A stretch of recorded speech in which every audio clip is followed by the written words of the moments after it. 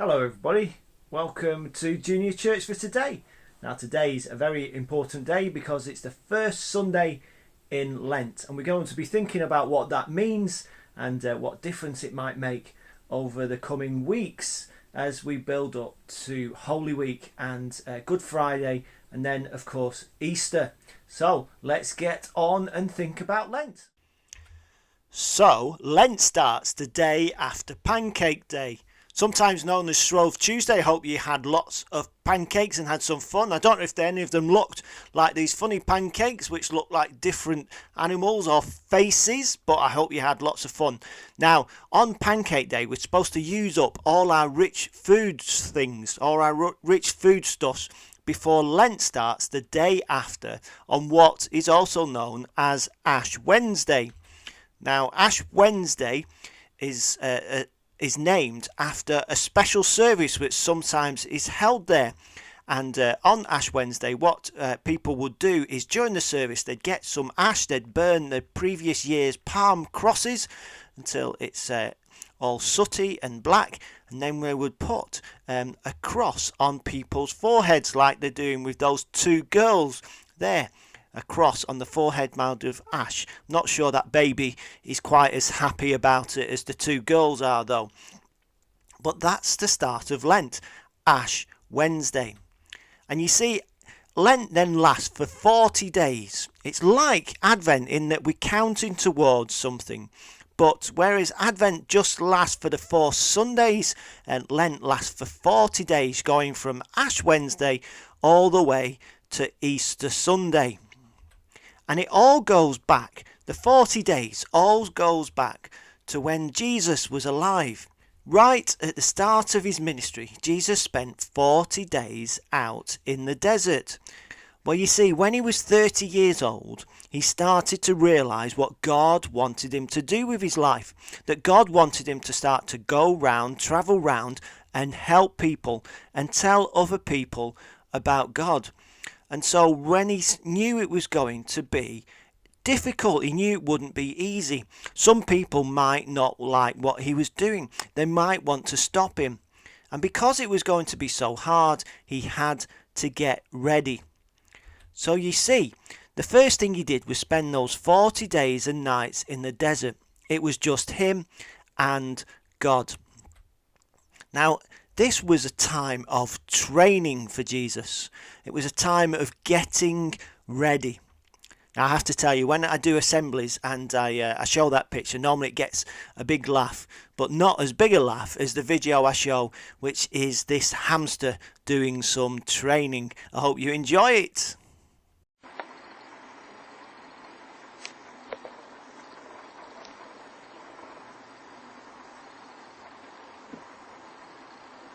So this was a time of training for Jesus. And what did he do during this training? Well, he fasted, he prayed, and he thought about God. Now, what's fasting all about? It doesn't necessarily mean we don't eat anything at all. That's what Jesus did. But sometimes people will do fasting where they won't eat for certain hours during the day. And that's what people do. And actually during Lent, sometimes we do a particular sort of fast. And what we do there is we give something up for Lent. You'll have perhaps heard people talking about giving up chocolate for Lent.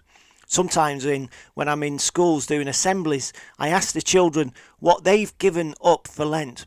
And people often say chocolate, or some very brave people sometimes say we've given up TV for Lent, which must be really, really hard. And then, of course, somebody will often say they've given up sprouts, which probably isn't quite so hard because they probably don't really like sprouts. But anyway, have you given up something for Lent this year? Well, if you have, I suppose the question is, why do we give things up for Lent? Well, as I said, it's a form of fasting. It's about not eating certain things. But of course, part of the reason, part of the why we do it is, but giving things up can be quite difficult, can be really difficult. A bit like that woman's obviously finding something. It can be really difficult. But it's about making a sacrifice. You see, where do we want the chocolate bar or the apple? Actually choosing the healthy option or choosing to do the right thing can be like making a sacrifice.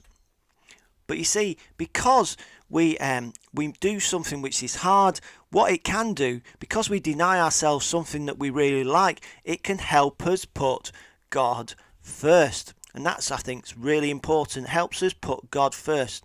And I suppose when we find it so hard to do, so if you give up chocolate for 40 days and it's really, really hard, and at the end of those 40 days you look like that girl, well, it reminds us, doesn't it, that sometimes we rely on other things to get us through the day. We like eating chocolate, but sometimes people will, when they're fed up, they'll have some chocolate because it cheers them up and so on. So we sometimes rely on other things rather than relying on God.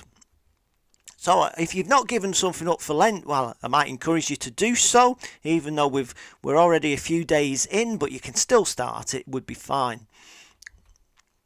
But giving something up for Lent's not the only thing we can do, you see. It's not just about sacrifice. Well, actually, we can also use Lent to do good things, to do positive things, to be kind and helpful towards other people. This is a logo from a book which I've got in the house, which gives you a list of 40 different things you can do during Lent to help people. This is some of the things you have to do during week 1. Say something about someone nice, about someone behind their back, and share pancakes with your family perhaps, or give pocket money to charity and so on.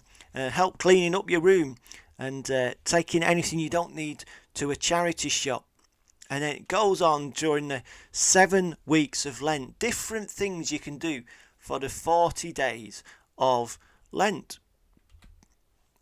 Now, I hope that tells you a little bit about Lent. For our craft activity today, you see the picture there on the screen. I'm just going to talk about that a little bit, take you through what it's all about, and then perhaps you can print it off and we can then go from there. So here is our Lent Road Map, and you see it winds all the way around from Ash Wednesday all the way through Lent and all the way up to Easter Sunday, and of course when we remember that Jesus was risen. Now what we're going to do is we're going to colour in each day. So we're already on the first Sunday in Lent, so I'll colour in a few extra ones to get us going. Some from Ash Wednesday, and then I'll tell you a little bit more about how we count up the days.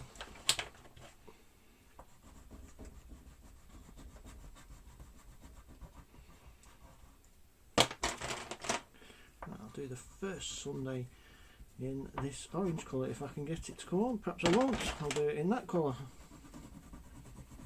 instead. So, as I say, it goes 1, 2, 3, 4. You'll notice on the first Sunday there isn't a number. It starts on 5 on the next day, and that's because during Lent we don't actually count the Sundays in the 40 days. So if you follow it all the way around, each Sunday doesn't have a number on it because it's not part of the 40 days.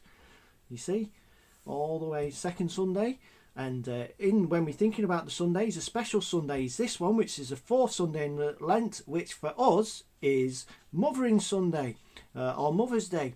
And so we think about that as well on the fourth Sunday in a few weeks' time.